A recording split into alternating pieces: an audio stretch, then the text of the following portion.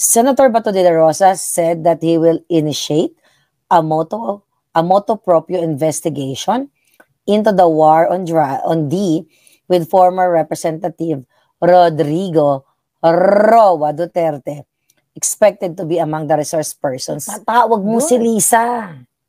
Diyan, maganda yan. Si Pangulong Duterte, si Lisa, si Cathy Binag. Patawag mo din ako sa Zoom.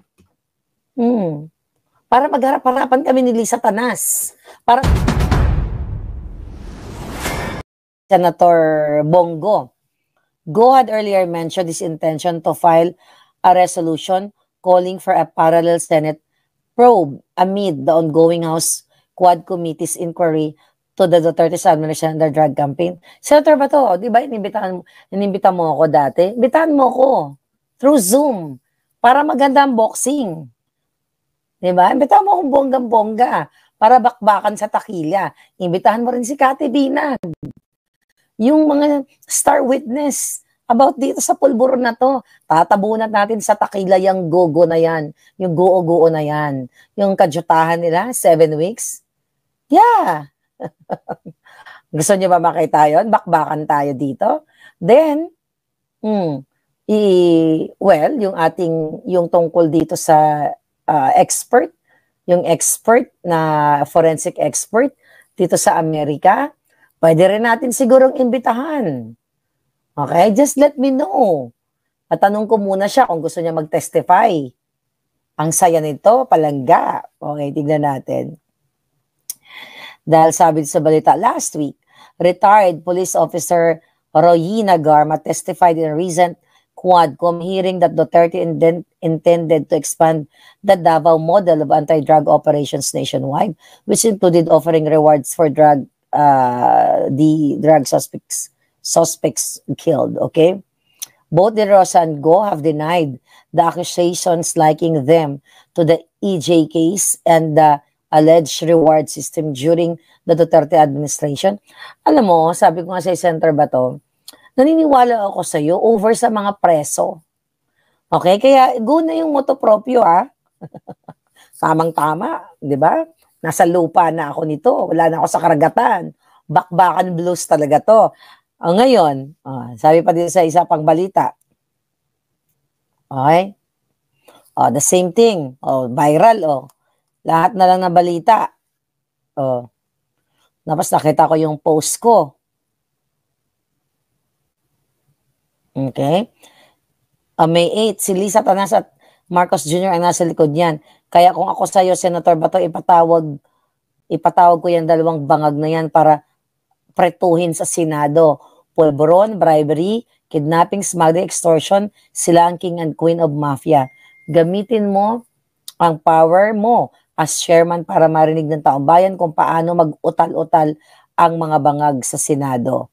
Yeah, kasi ang post yata ni Senator Bato noong May 8, sabi niya, so sad of my upper class man when PRD was about to remove you from your post because you're Pinoy appointee.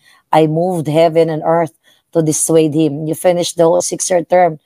Now you're busy convincing PNP officers to testify against us in ICC. God bless you, sir. So nakita mo na yan, Senator Bato, kung paano ka traidorin. At huwag ka mag-alala sa ICC na yan. Alam mo naman yan, di ba? Na hindi naman miyembro ng Pilipinas diyan. Alam mo yan, sinabi ko na sa inyo noon, sa inyo lahat, na dudurugin kayo ng mga bangag. At dahil itong si Lisa Tanas, vindictive at saka si Koting, paghiganti ito. Senator Bato, i-play mo rin. Senator Bato, i-play mo rin yung authenticated pulburon video sa Senado. Nako, number 1 kang mananalo. Believe me, I'm telling you, ikaw ang number 1 na mananalong senador pag ginawa mo to. Sigurado ako dyan. Alam mo yung bibig kong to? Powerful yan. Pag pinlay mo ang authenticated bangag ni Junior, bibigyan kita ng authentication. Or, ganito yan, Senator Bato. Total, mayroon naman kayong budget dyan, di ba? Magpa-authenticate ka ng wag yung company na ginamit ko. Ang dami niyan. Ipa-Google mo sa chief of staff mo. 'Di ba? Magkano lang 'yan? Kayang-kayang bayaran nyo 'yan. Gamitin nyo yung confidential fund natin diyan. Gamitin mo yung allowance natin diyan. 'Di ba? Meron naman 'yan eh. Gamitin mo. I encourage you, I urge you na ipa-authenticate mo to para hindi lang manggagaling sa akin, para kayo mismo may personal. Senator Bato, andito ka na sa moment na to. This is your moment. Ako talaga, once na naging box office sa Takilya ito, I'm telling you, baka lagpasan mo si Inday Sara ng 32M during itong election na to. Alright? Gawin mo yun. Kasi yun lang naman yung pinuputok ng butchi namin, not only me. Namin na ipatawag mo si Lisa Tanas. Ang pinag-uusapan natin dito, masaya kaming lahat. War on Pulburon. War on D. Ako mismo magsasabi ako sa iyo, kamag-anak, kaibigan, tinanong ko sila lahat. Well, alam nyo yan. Natinanong ko, epektibo ba? Kahit yung mga kakilala ko, mga addictus, na mga biktima. Totoo bang programa ni Duterte dyan? Ganyan. Na talaga bang wala nang mga nag-addictus? Ano ang sabi nila? Patago na lang daw yung mga transaksyon. Hindi na daw broad daylight. Compare now. Kaya nga, Senator Bato and Senator Bongo, sama mo na si Senator Robin Padilla na nandyan kayo sa, nandyan kayo sa isang committee na yan, ipatawag mo na. Pero I suggest you, Senator Bato, this is your last straw, ika nga. This is your last chance para sa mamamayang Pilipino. Paki-authenticate po. Ako, from the bottom of my heart, galit lang ako pag nagbablog ako kasi hindi naman, nagagalit ako, hindi naman personal ko dahil di ako nabigyan ng pabor eh. Galit ako kasi ayaw mo ipatawag yung mga polboronic. Galit ako kasi ayaw mo patawag si Lisa Tanas. Senator Bato, mas powerful ka sa kanila ngayon. You are the chairman of that committee on D. Go for the gold. Durugin natin sila. Kung ginawa nilang 7 months, pinoliticize nila yung kay Alice Go, alam nyo naman yan, na yung sa Pogo-Pogo, tignan mo ang ending kayo. Hindi kasi abi ka mo magpamati eh. Diba? Ayaw nyo mamati eh. Diba? Ang ending kayo. Go, Pogo-Pogo. Ang ending kayo. Kaluoy man si Pangulong Duterte, si Senator Bongo. Kayo, tignan ninyo. Nagkamali ba si Inday Marlica? Hindi. Kaya I'm so happy na magbubukas ka ng committee na ito at nakakatuwa. This is so exciting. Ito yung aabangan namin. Kumbaga, Senator Bato, ito lang yun eh. Make or break. If you do this, hindi ka magkakamali. Paghandaan mo tong hearing na to. Jugjugin mo lahat. Ipatawag mo si Lisa. Diyan, maganda yan. Si Pangulong Duterte, si Lisa, si Cathy Binan. Patawag mo din ako sa Zoom. Para magharap-harapan kami ni Lisa Tanas. Para sabihin ko, harap-harapan, tanungin mo rin ako kung paano ako tinuruan pinush ni Lisa Tanas na i-appoint ang kanyang bangag na asawa sa agriculture at i-push si Senator Go at saka si Pangulong Duterte. Wala naman ako direct contact kay Pangulong Duterte, di ba? Ipatanong mo sa akin, magtanong ka kay Marlica, ibibigay ko lahat sa iyo ng detalye. Lahat ng alam kong detalye. Kasi itong ginagawa sa inyo, paghihiganti ito.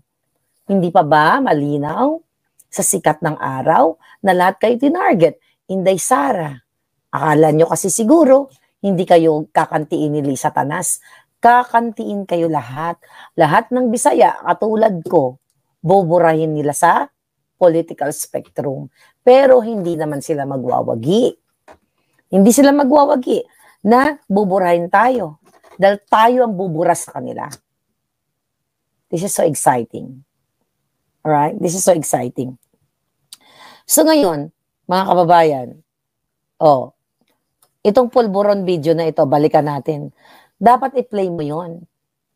kung nanindigan ka, kasi sa punot dulo to, naniwala ka nung una kong nilabas ang pre-op at saka authority to op, di ba?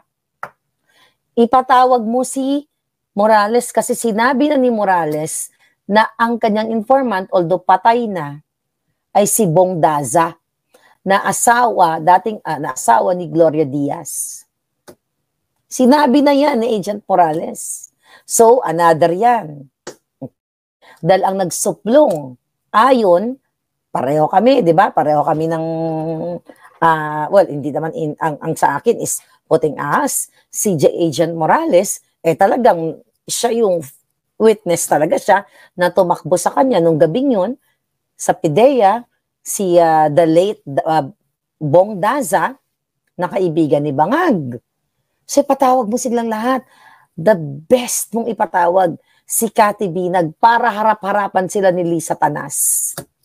Para makita natin kung maano maging mukhang basura si Lisa Tanas sa beauty ni Cathy Binag. Di ba?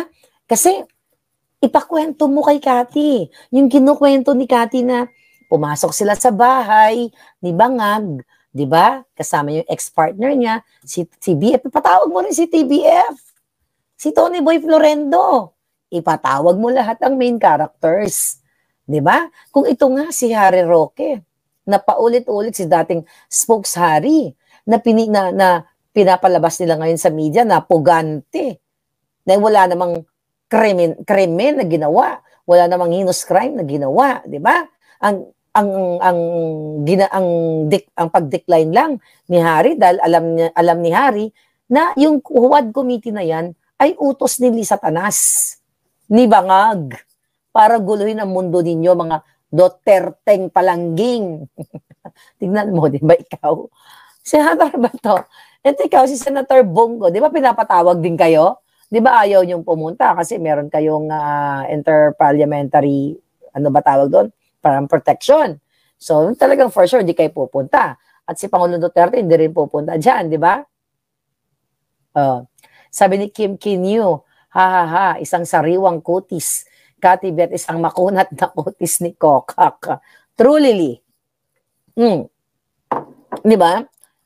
Total tinatakot kayo eh. Total sinisinda kayo eh. So, sino-sino pa? Sino pang mga ipapatawag?